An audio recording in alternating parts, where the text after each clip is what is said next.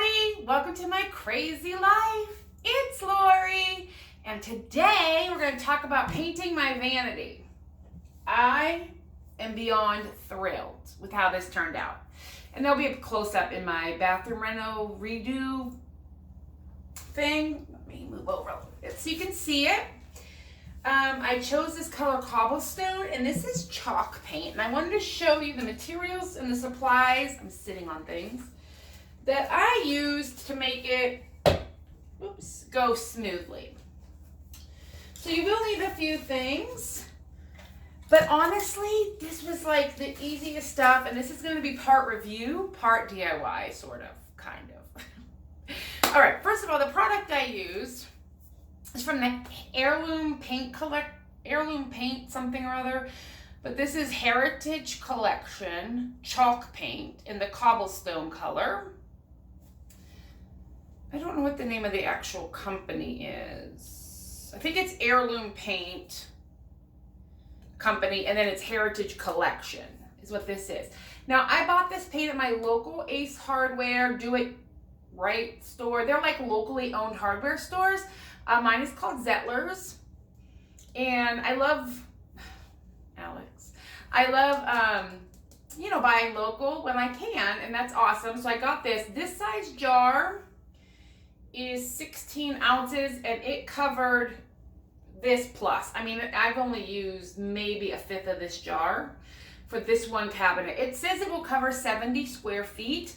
There's a taller jar, double the size, and I think that one is 31, and that would do all my kitchen cabinets. So I don't think I want this color gray. I think I'm gonna go white maybe in my kitchen, but we'll see. But that's the product I used. And then the other thing you need is this special brush. This is for chalk paint. This is from, Heirloom Traditions is the name of the company. And this is their chalk paint brush. It's a M, so I'm assuming it's the medium size. I would probably get a larger, maybe the larger one to do the kitchen cabinets. And this is important. This type of a chalk paint brush is important. And it just makes everything go smoothly. And I will tell you, I don't have any lines. I don't have any bumps. The only hiccup I had, and you can probably not even see it, is in here. I didn't realize that I got a bubble. Alex, that I got a blob of paint and it dried. I'm not gonna be too stressed about that.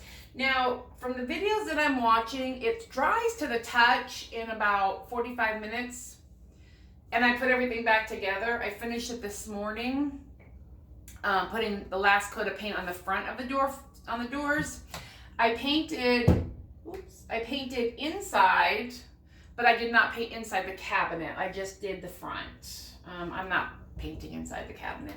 So you want to watch for any drips, but like any painting, you want to watch for drips. Now, the other hint I will give you, you definitely want to tape off your walls.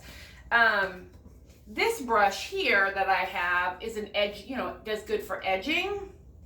And you see how thin you can get that, and you can get right in that corner.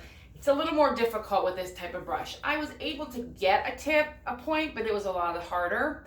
So I would definitely say tape off. And I have these brushes too that I bought because I also painted the walls in here. And then I'm storing all of my paint brushes and things in this Dollar Tree bucket that I put a rag in the bottom of.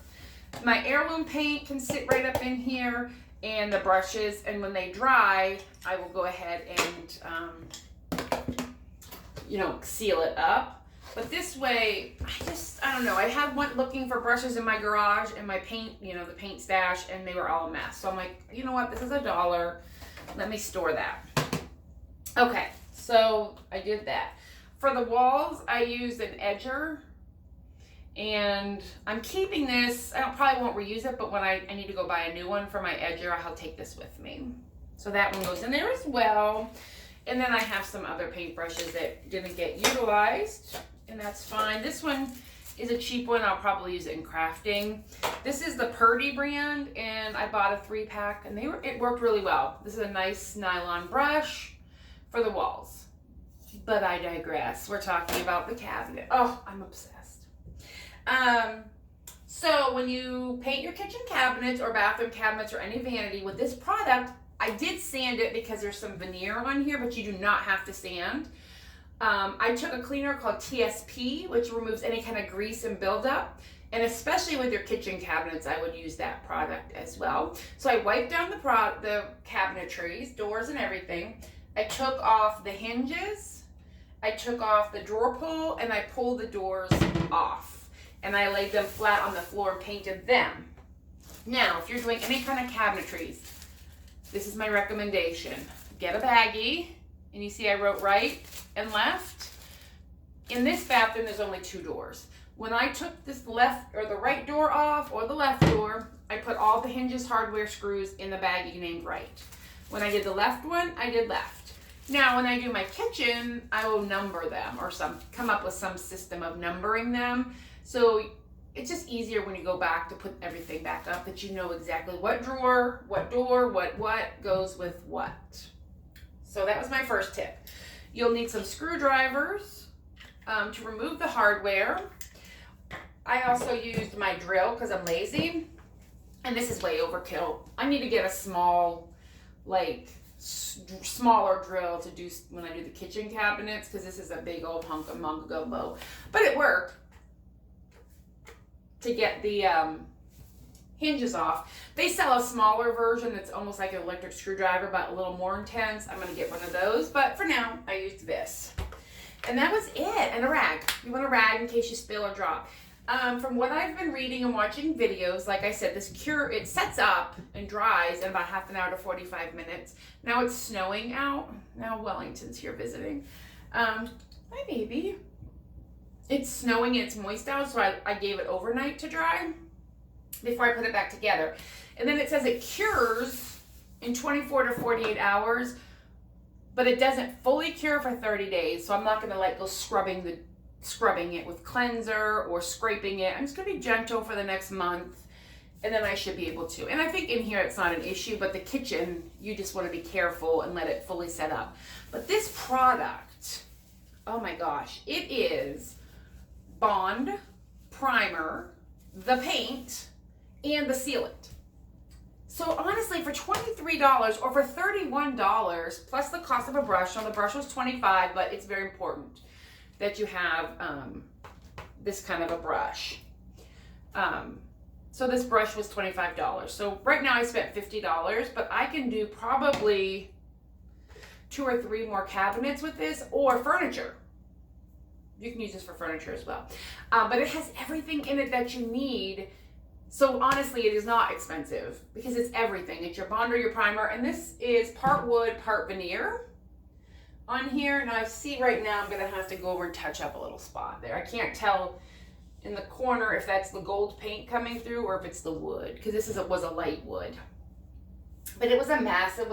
These are stock cabinets from 1989 when this condo was built, and it's not in my budget right now to be replacing everything, so I'm like, a fresh coat of paint. I'm debating new hinges and hardware in black, just because I think the silver kind of blends in a little too much. It looks a little too modern for me, but whatever. So yeah, that is everything, and I just wanted to share my review of this paint. It is the Heritage Collection chalk paint. This color is cobblestone, and it's a darkish gray. It's pulling blue because my walls are blue, and I'm okay with that. I think in a different room it would pull more gray. I mean, it definitely is gray, but it's looking bluer. All right, so that is everything, and I want to thank you for watching, and I hope you're enjoying my bathroom renovation. Night.